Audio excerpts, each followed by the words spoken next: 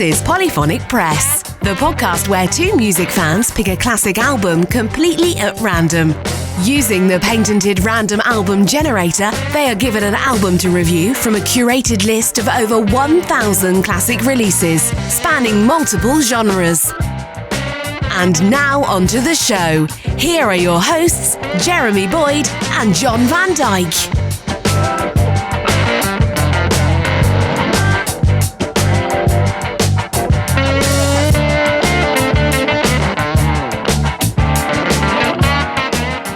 Hey, welcome to Polyphonic Press. I'm Jeremy Boyd. And I'm John Van Dyke. And let's not waste any time. We've got the patented random album generator right in front of us here. So let's hit the button and see what album we're going to be listening to this week. And the album we're going to be listening to is Fugees, The Score. Okay, so all right, so this is what it says on allmusic.com. It says, a breath of fresh air in the gangsta-dominated mid-90s, the Fugees' breakthrough album, The Score, marked the beginning of a resurgence in alternative hip-hop. Its left-field multi-platinum success proved there was a substantial untapped audience with an appreciation for rap music but little interest in thug life. The Score's eclecticism, social consciousness, and pop smarts drew millions of latent hip-hop listeners back into the fold, showing just how much the music had grown up. It not only catapulted the Fugees into stardom, but also launched the productive solo careers of Wyclef Jean and Lauryn Hill, the latter of whom already ranks as one of the top female MCs of all time based on her work here. Not just a collection of individual talents, the Fugees' three MCs all share a crackling chemistry and a wide-ranging taste in music. Their strong fondness for smooth soul and reggae is underscored by the two hit covers given slight hip-hop makeovers. Roberta Flack's Killing Me Softly with his song and Bob Marley's No Woman No Cry. Even when they're not relying on easily recognizable tunes, their original material is powered by a raft of indelible hooks, especially the great Fugee La. There are also touches of blues and gospel, and the recognizable samples range from doo-wop to Enya. Their protest tracks are often biting, yet tempered with pathos and humanity. Whether they're attacking racial profiling among police on The Beast, the insecurity behind violent posturing on cowboys, or the inability of many black people in the Western Hemisphere to trace their familial roots, family business. Yeah, the Chinese restaurant skit is a little dicey, but on the whole, the score balances intelligence and accessibility with an easy assurance and ranks as one of the most distinctive hip-hop albums of its era. Okay. It was the 90s. You could get away with a lot more then. Yeah. Let's see here. Okay, so this is their second album. So it was released on February 13th, 1996. Genres are alternative hip-hop and progressive rap. Label is Ruffle House and Columbia Records. Producers are Pras, Wyclef Jean, Lauryn Hill, Jerry, T-Bass Duplessis, Diamond D, John Forte, Sean King, Warren Riker, and Salam Remy. And if you're listening along, there really is. This came out in the 90s, so it's not really. There's no side one or side two. It's a CD, yep. But there's 13 tracks. So what we'll do is we'll listen to the first. Split 7 in half. we'll listen to the first 6 and then listen to the other 7. So it starts off with a red intro, and then we'll stop at the 6th track, which is Fugee La, if you're listening along. And I was thinking they were a little bit more funk, but that's yeah. I mean, there might be a little bit in here. We'll have to see. There probably is, yeah. Okay, so here's the first track. I think it's like not really a song, but it's the first track, and it's called Red Intro. So here we go.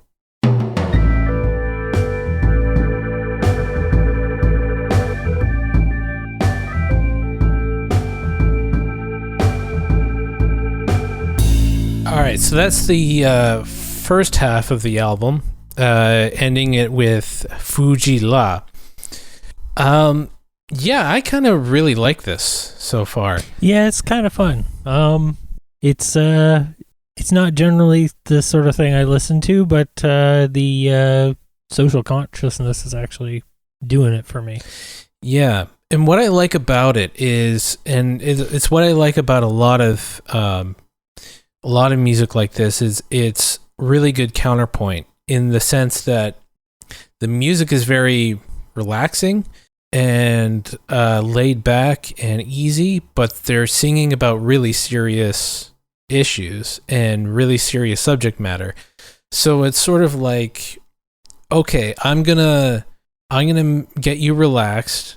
I'm gonna get you into the groove, make you feeling good, and now I'm gonna tell you what's really going on, which is it's pretty brilliant actually. It's pretty cool.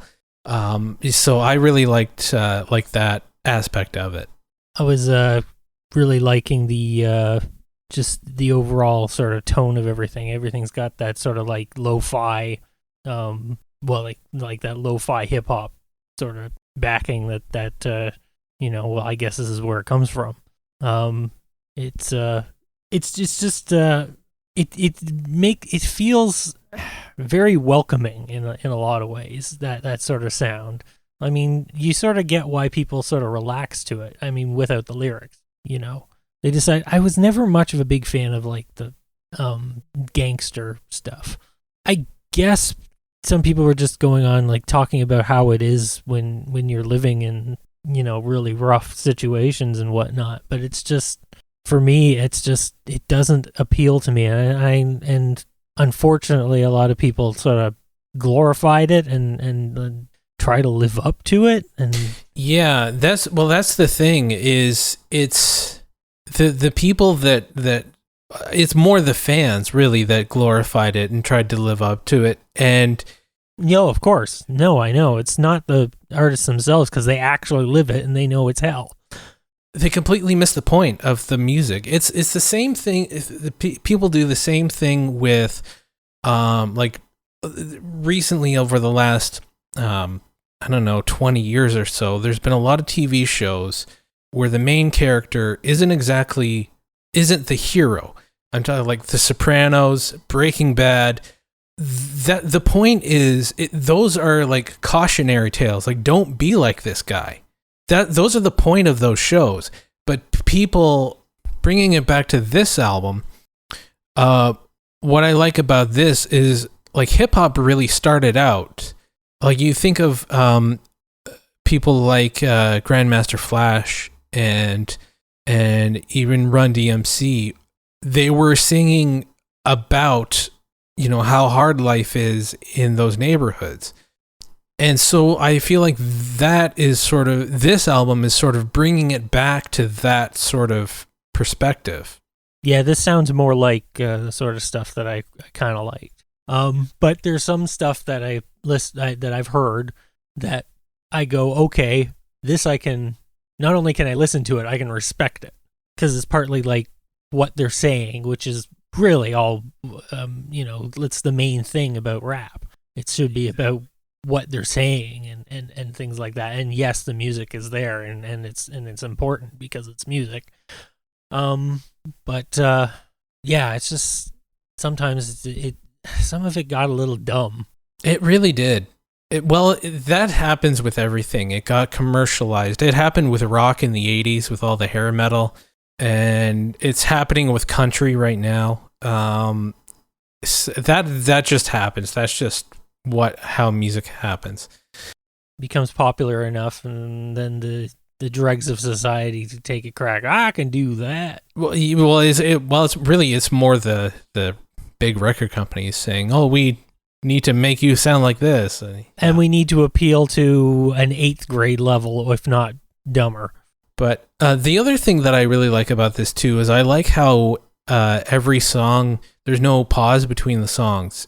One song is leading into the next, and it's some of the songs are starting right away, and some of them have a little skit between them. And I really like that. I like that it's it's not just song after song after song after song. It really flows. The whole album is flowing like a one, complete piece, or one complete story. It's almost like a play or something. Yeah.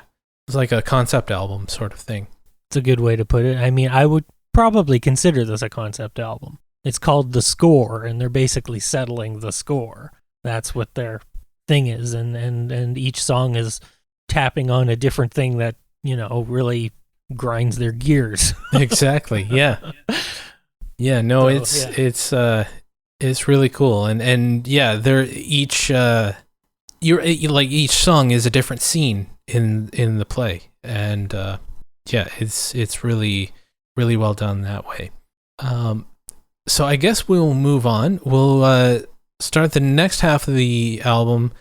Starts with the song, where was it? Family Business. So here we go.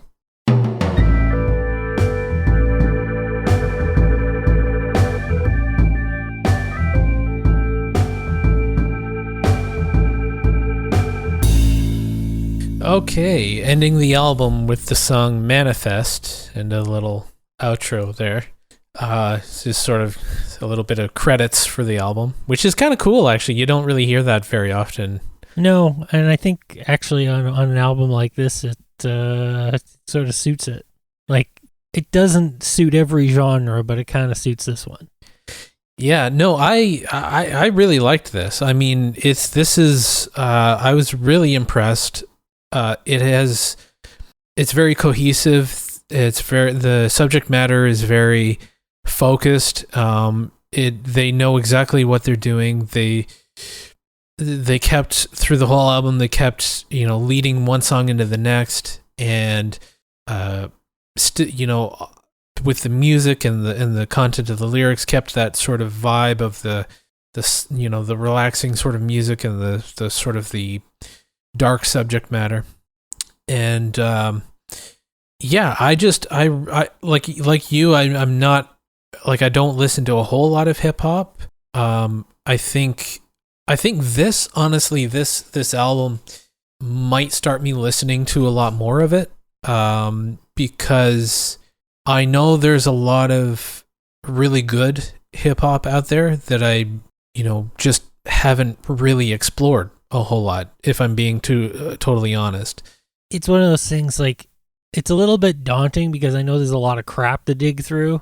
It's not sort of the same thing for me as, like, when I'm digging through the the late 60s psychedelic stuff. Like, I can listen to the crappy stuff. But when it comes to, like, rap and hip hop, I can't really stand the crappy stuff. So it's a little bit harder for me to do a deep dive and try to find the good stuff. Yeah, you almost need someone who knows the good stuff to sort of guide you, and I can, and to flip it, somebody who isn't into rock music, and they come in and all they know is, like, like Poison or bands like that. If that's all they know of rock music, and it's like, oh, I hate rock music, it's all, stupid shit about drinking and partying. It's like, so, well, let me introduce you to the Yes Fragile album or something like that. Which I feel like this is like the Fragile of hip hop, or like one of those albums of hip hop. Like, this is the good stuff. This isn't the commercial shit that you hear. Right. No, I agree. So this has got me interested in wanting to listen to more hip hop, more like stuff like this. Yeah, I found it fun. I wouldn't put it at, like, the top of my list, but it was, there's definitely things in there that I found enjoyable. I thought it was interesting that at one point they sampled what was it, the Moody Blues Days of Future Past in there. It was very brief, but I picked that out. I thought it was very interesting. Just the things that they referenced musically even was sort of interesting. Like, they obviously have a very wide appreciation for different genres and stuff like that. All music relates to all music. there's a clear connection from one type of music to another type of music, and it's all interconnected. And I think that's really cool. All right, so the question is, would you listen to this again? Yeah, maybe. I probably wouldn't listen to it immediately or anything like that, but if someone put it on, I'm like, yeah, okay, I remember this. This is pretty cool. Yeah. So yeah, I would definitely listen to this again. Yeah, for sure. Yeah, I really like this. So yeah, it's I'm really impressed with it. Yeah, so I guess we will end the episode there. Thank you so much for listening. If you made it this far, you can go to polyphonicpress.com and drop us a line, go to the contact page and say hello. We have a new way to support us. We're off Patreon and going with buymeacoffee.com. And the reason is you don't actually have to sign up for an account, and you can give a one-time donation of like as little as $1. So it's a lot easier, and it's no commitment or anything like that. So if you feel inclined to help out the show, head on over to buymeacoffee.com/polyphonicpress. And I think that's pretty much it. I'm Jeremy Boyd. I'm John Van Dyke. Take it easy. Do we